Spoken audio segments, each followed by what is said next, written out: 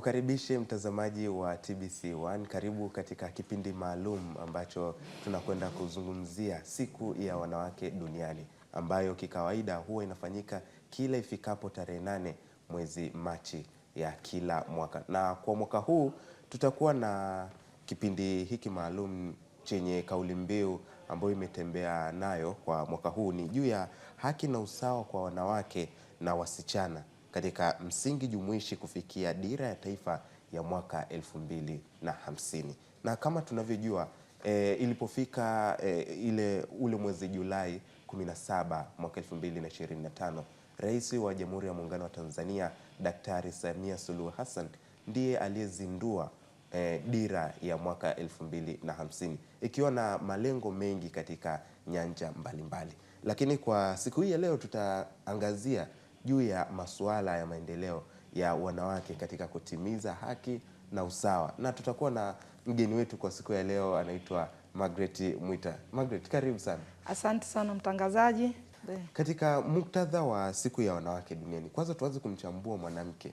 Mwanamke anaonekana ni wa aina gani na ana mfano gani ambaye anaweza ukamwelezea zaidi? Mwanamke na msichana, tofauti ni ipi hapa? Mwanamke ndio msichana. Mwanamke anaanzia kwenye usichana anaenda kuwa mwanamke. Mwanamke ni kiongozi. Mwanamke ni kiongozi wa familia. Bila mwanamke mambo yaendi hata kwenye nchi. Mwanamke ndio ameshikilia yani familia. Kwa hiyo mwanamke namchambua kama kiongozi ambaye anaandaa wasichana. Yeye tena ni kiongozi mwandalizi wa wasichana kufuata nyayo za akiwa mwanamke unakuta huyu ameshatoa dira. Mwanamke ni dira. Tunavyozungumzia pia hapa kwenye dira, ni mifano gani ambao tunaweza tukapata baadhi ya wanawake ambao wameshawahi kutikisa tukasema naam, hapa kweli tulikuwa na wanawake ambao wametikisa, tukianzia na rais wetu? Wapi mifano ya nyuma zaidi? Nyuma zaidi mifano ipo. Mama Jetruda Mongella ni mwanamke ambaye alienda Beijing akaenda kutuletea usawa wa kijinsia 50 kwa 50. Harakati hizo zimeendelea kuweza kuelewesha watu na dunia nzima ikajua Tanzania imepokea na inaenda kwenye utekelezaji. Unaona hata tohara zilikuwa kwa wasichana. Sio kwamba wasichana walikuwa napenda, basi walikuwa hawana pa kuegemea. Yeye ni msichana, amiliki kitu chochote kwao. Kila anapokuwa aambiwi kwamba hiki ni cha kwako. Yanaonyeshwa miiko kupika. Na jambo lolote litakalotokea kama ni la ukatili, kama ni la usawa, hana pa kupinga, anapelekwa bila ridhaa yake. Kwa hiyo kwa dira hii na harakati zilizofanywa na wanawake wa mwanzo zimefanya wasichana sasa hivi wamejitambua. Hata wakipelekwa kwenye tohara wanakataa, wanajua haki yake na wanajua kwamba tukimbilie kwa nani. Zamani walikuwa hawana pa kukimbilia. Kimbilia kwa mjumbe, watoto wake wanaenda. Akienda kwa katibu kata, watoto wake wanaenda. Anaenda paka kwa mkuu wa wilaya, watoto wake wanaenda. Sasa takimbilia wapi? Lakini baada ya harakati nyingi kufanyika, msichana amejitambua yeye ni nani, yeye ni tai. Wanawake kama ni mfano ya nyuma kabisa, miaka hiyo ya 800 huko hata kabla ya Kristo, kumbe kuna wanawake walikuwepo. Wanawake tunaangalia Mtanzania mwenzetu kutokea Singida anaitwa Kidaka. Huyu mama alipigana na wakoloni na nyenzo zake zilikuwa ni nyuki. Alikuwa sehemu za Kitinku hapo. Alipigana mpaka akaja kupata ukombozi. Ni mwanamke ambaye hana elimu ya msingi wala sekondari, lakini ana utashi. Ndio maana mwanamke anazaliwa ni kiongozi. Na ukitaka kuangalia mizigo ambayo mwanamke anabeba, ni mwanaume hawezi kuibeba. Ndio maana dira hii iingize haki zetu, iingize usawa, iingizwe kwenye katiba, sio kwenye sheria ndogo ndogo, zisiwekewe mabraketi, ziwe ni kitu ambacho ni kichwa cha habari, ni halali. Sasa vifate vitiririka vyake. Sio katika hiki ndio vitiririka vinakuja kugusa mwanamke. Tusio watu wa kuguswa, tupewe mamlaka kamili. Na tukiwa tumebaki hapo katika muktadha wa dira ya 2050 na pamoja na kauli mbiu ya mwaka huu ambayo inaendeshwa ya haki na usawa kwa wanawake na wasichana, msingi jumuishi katika kufikia dira ya 2050. Tukiingia ni kwa namna gani kauli mbiu hii ya mwaka huu inajidhihirisha katika vipaumbele vya dira ya 2050 hasa katika kumfanya mwanamke kuwa injini ya uchumi? Ni kweli vitu hivi vinawekwa kwenye makaratasi uhalisia. Sasa tunataka uhalisia. Kwa mfano yani mikopo hii ya 10%, wanawake wengi wamejiunga vikundi vingi. Je, vikundi hivyo kweli hizo pesa zilitengwa toshelezi au pesa hizo ni nusu, wakati nusu nyingine hii inasubiri mpaka Mungu anawachukua? Kwa sababu ni haki ya mwanamke. Mwanamke bila kujali umri, huwezi kujua umri wake umefikia, amebakisha kama miaka 10, lakini anataka kusubiri miaka 10. Inyambuliwe ili iwe rahisi mwanamke hii mkopo ukumfikia. Inyambuliwe ifikie msichana ambaye ni kijana. Msichana amiliki kitu chochote pale kwao.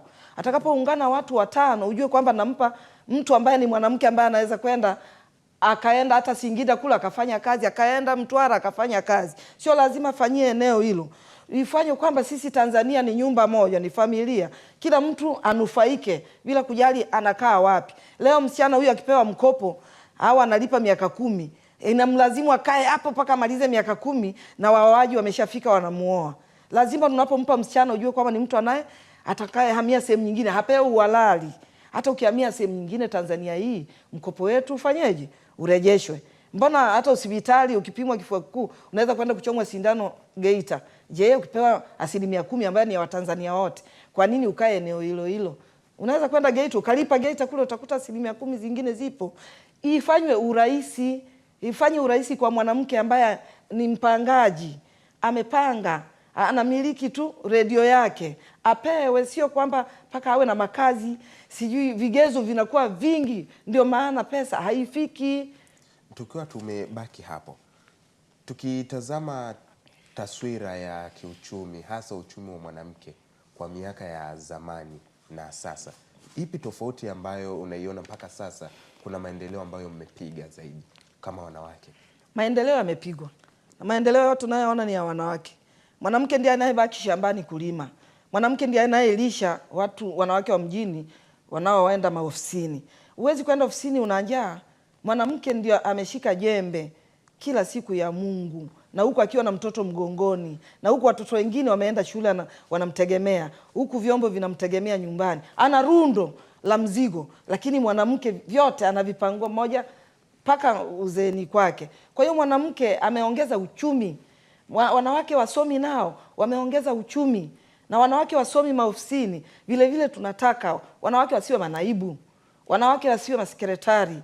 Mwanamke naye apewe mamlaka ya ukurugenzi. Nafasi ndogo ndogo tunapewa wanawake, na sisi tunataka haki sawa. Tumeona uongozi wa mama, kweli wanawake wengi wameingia. Kumbe anayejua shida yako ni yule wa jinsia yako, ndiye anaweza kujua kwamba huyu hapa anaweza, anajua uwezo aliokuwa nao, anajua na uwezo huo unapatikana kwa mwanamke. Tumefurahi 30% fulani imechukuliwa, lakini Watanzania wengi 3/4 ambaye ni wanawake na wasichana wapo hawajapata hawajapata kuchukuliwa. Hata kama yuko sokoni, ukienda kwenye uongozi wa soko unakuta wanaume ndio wametiririka. Mwanamke apewe hata nafasi kuwa mkuu wa soko. Masoko ya kawaida tu wamehesabu mwanamke ni mama ntilie. Mwanamke sio mama ntilie, apewe uongozi, uone uongozi wake unakotukuka, kwa sababu mwanamke pendi rushwa. Mwanamke anajua kwamba nafanya hapa watoto waende kula. Huwezi kumpa hela mwanamke akaishia kwenye baa. Hapana, lazima arudi kwenye familia. Kumbe mwanamke ni kiongozi, ila yale yanayowekwa yawekwe, sio ABC, siwekwe nyongeza. Mwanamke siwekwe nyongeza kwamba tumridhishe hapa. Tunaona kwamba yanayowekwa ni ya kuturidhisha, tunayasoma, lakini kwenye uhalisia utendaji 20 na 50 hii utendaji usimamiwe, kwamba hichi tumempa mwanamke apewe kweli, asiringishiwe akaonyeshwa tu kwenye makaratasi, lakini wanaosimama nafasi ile inakuwa ni mwanaume. Haya, siku ya wanawake utakuta hata wanaume tena ndio wanakuwa viongozi. Kule wanafuata nini? Sisi tuna uwezo wa kila kitu. Utakuta studio yuko mwanamume anafuata nini? Hata studio sisi tunaweza, DJ tunaweza, kila kitu tunaweza. Lakini mwanaume anaona kabisa kwamba mwanamke hataweza, hii sherehe haitafana. Acha tukiharibu tuulizwe kwamba mbona mmeharibu. Tuachiwe mamlaka kamili. Wanawake sisi tunaweza bwana. Haya bwana, siku ya wanawake duniani, kwenu ninyi wanawake huwa mnaichukulia kwa namna gani hasa siku ya wanawake duniani, tukiwa tumetazamia katika upande mzima na wa dira ya 2050? Kwenu ninyi bado mnaichukulia kwa namna gani siku hiyo? Tuna furaha, na ndio maana nimekuja studio hapa kwa ajili ya siku hiyo. Imetupa ruhusa na uhuru wa kusema yale ambayo tunayo, ajenda tulizozibeba. Ni siku yetu tumetengewa, ambayo sisi tunatiririka ajenda zetu. Watu watajuaje ajenda zetu kama tunazo, tumezibeba tu, hatuna pa kusemea? Hiyo ndio siku ya sisi kutoa matamko yetu. Tunatoa matamko yetu, tunachokitaka kifanyike kiuhalisia.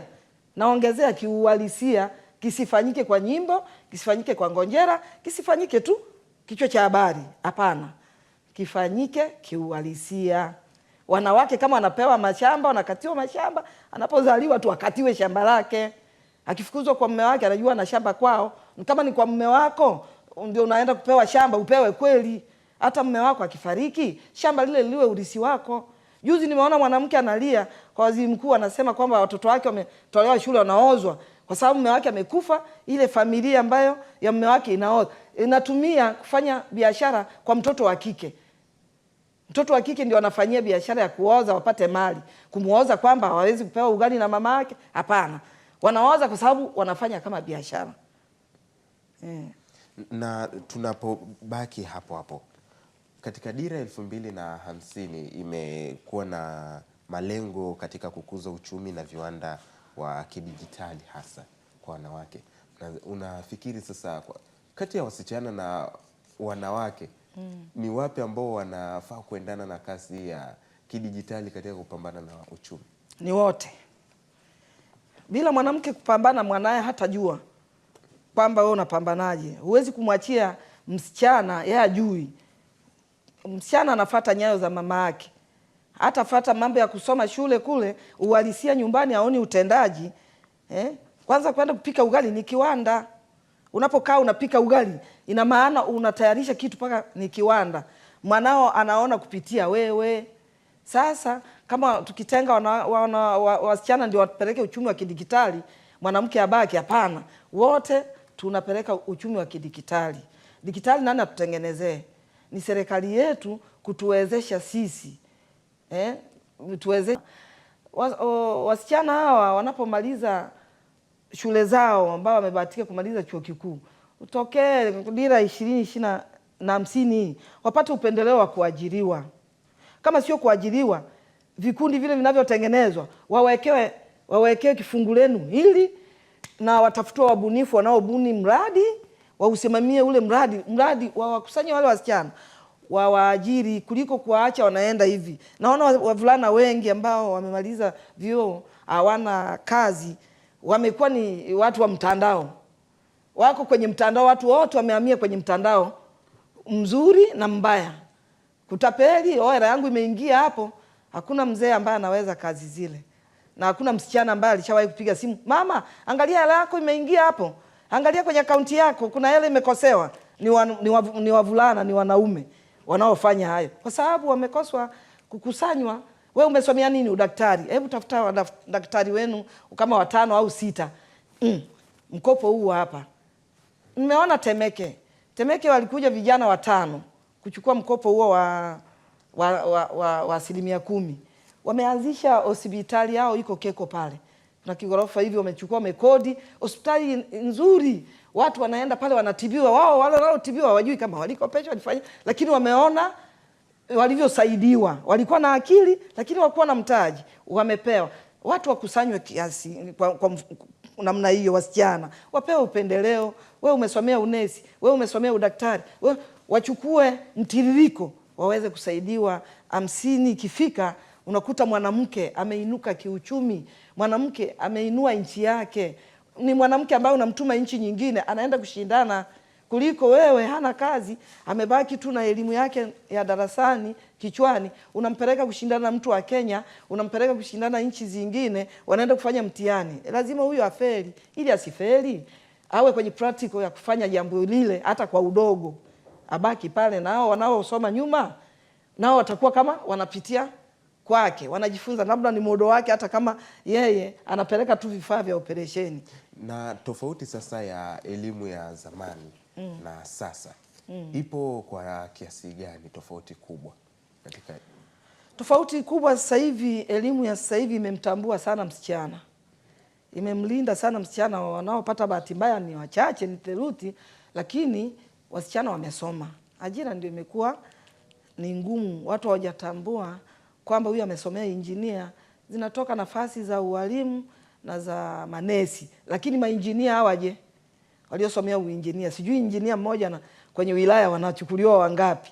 Basi wanapokuwa wanawachukua wanafunzi hawa kusoma, wawashauri kwamba unachosomea hiki mwaka huu tuchukue watu 50 tu, kwa sababu hitaji sio kubwa kama hivi, kuliko kuacha watu wanarundikana kwenye hitaji watu maelfu, kumbe wilaya moja inaweza kuwa na injinia mmoja, haji kwenye kata hakuna injinia wa kata.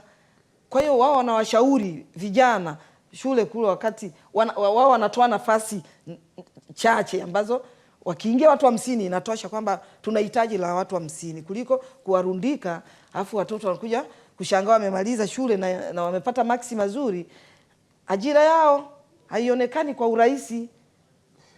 Kwa hiyo 20 na 50 waangalie vitu kama hivi kuweza kukomboa Watanzania wasiwe tegemezi wengi. Tunaposema kwamba vijana wajiajiri, wanajiajiri kwenye nyanja ipi? Huyu amesoma injinia, akusoma mambo ya biashara ajui. Sasa yeye atajiajiri na ni injinia hiyo, hana hela za kuanzia gereji, hana gari hata moja, hana chuma hata nyundo hana.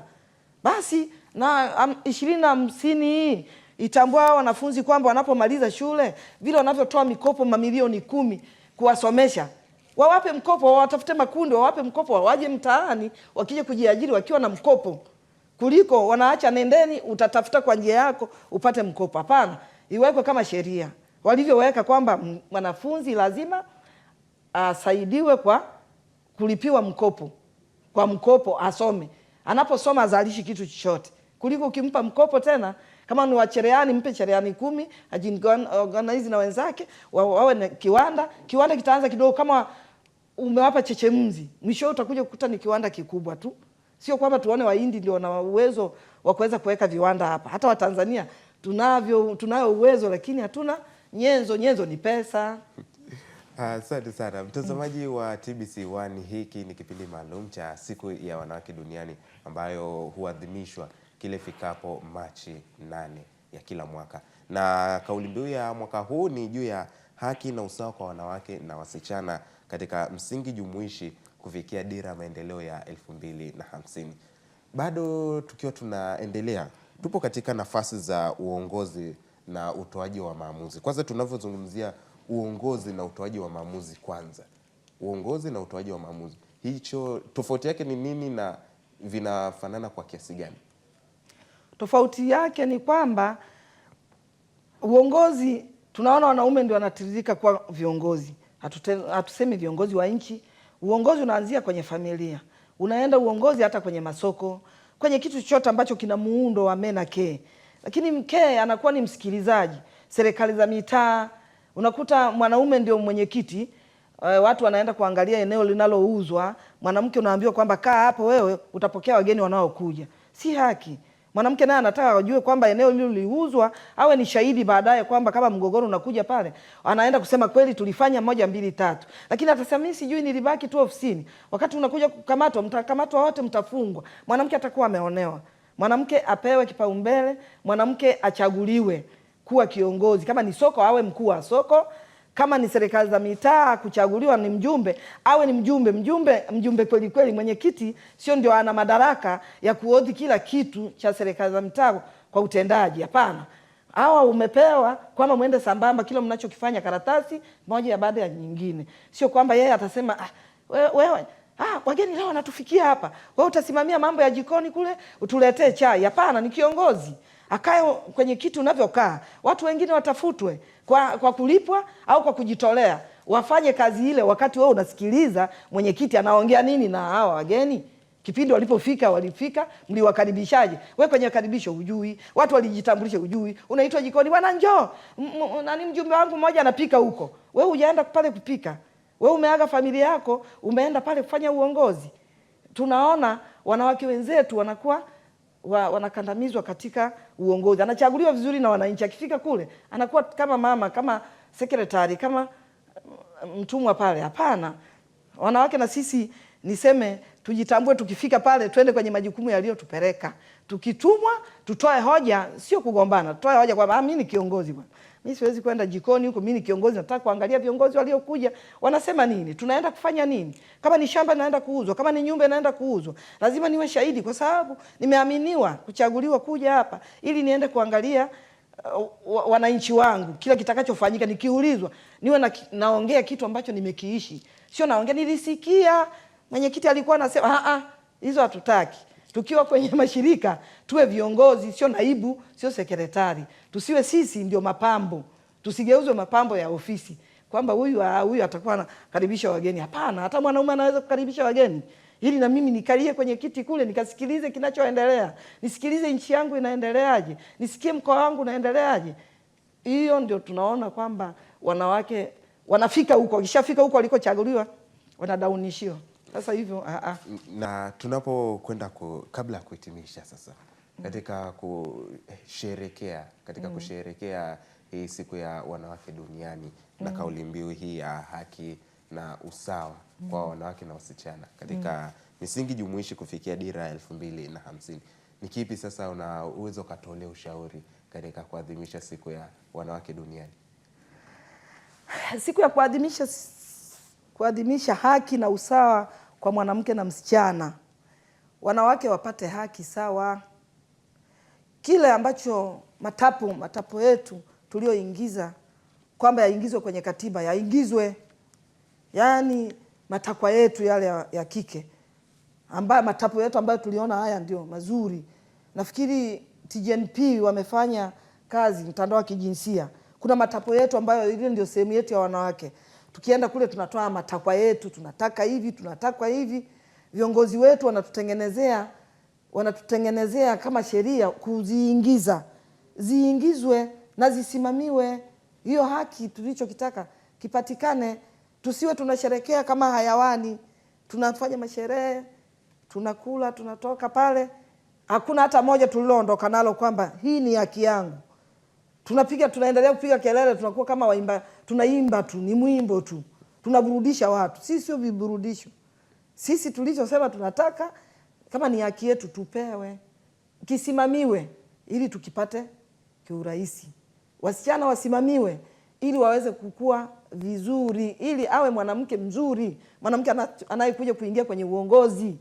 Na watoto hawa si tunahangaika wanaharakati, tunaenda kila shule kuwafundisha kuwa kiongozi. Sio unaenda shule unakuta wanaume kuanzia kaka mkuu mpaka chini mtiririko, msichana hayupo. Kama hata yupo, hata ajielewi haki zake. Unapomfundisha unamuona kabisa anangamka. Watu wapate hata elimu hii kwa watoto ambao sasa hivi wanaanza shule miaka 6. Ni watoto wadogo sana. Watoto wadogo wana memory yao ni nzuri kudaka vitu na havipotei. Waingiziwe hata walimu kwenye mitaala kufundisha mtoto kuwa kiongozi. Mtoto huyu atakuwa mwalimu kama yeye, kwa sababu mwalimu ni kiongozi katika darasa lake. Yeye hao watoto anaowafundisha watafikiaje yeye? Ukiwaogopesha kila kitu na waogopesha, mwisho akasema huyu ametengewa ualimu yeye peke yake, mimi hiyo ngazi sitaweza kuingia, ni kubwa sana. Asante sana Margaret. Hiki ilikuwa ni kipindi cha siku ya wanawake duniani ambacho ni kipindi maalum kabisa ambacho kinaangazia juu ya masuala mazima ya wanawake, tukiwa na kauli mbiu ambayo isemayo juu ya haki na usawa kwa wanawake na wasichana katika msingi jumuishi kufikia dira ya taifa ya 2050. Hii yote katika kuadhimisha siku hiyo ya Machi 8 ya kila mwaka, kuadhimisha siku hiyo ya wanawake duniani. Tunaangazia katika nyanja mbalimbali, katika nyanja za kiuchumi, afya, haki, sheria, kilimo na sekta mbalimbali ambazo hizo zote zinaangaliwa kwa namna gani mwanamke anaweza kupambana, anaweza kukua, anaweza kuendelea na kushiriki kikamilifu katika kufikia malengo ya taifa. Kama ilivyo kawaida inavyofahamika, Julai 17 mwaka 2025 ndio siku maalum ambayo Rais wa Jamhuri ya Muungano wa Tanzania Daktari Samia Suluhu Hassan ndiye aliyezindua dira ya 2050, lakini katika dira hiyo pia imegusa maeneo mbalimbali katika kuhakikisha kwamba mwanamke anaweza kusaidiwa na kukua kwa namna mbalimbali. Na baada ya hayo yote, kwa niaba ya wale wote ambao wameshiriki kuandalia matangazo haya, hatutakuwa na la ziada. Endelea kufuatilia vipindi vingine. Jina langu ni Runa Mabai.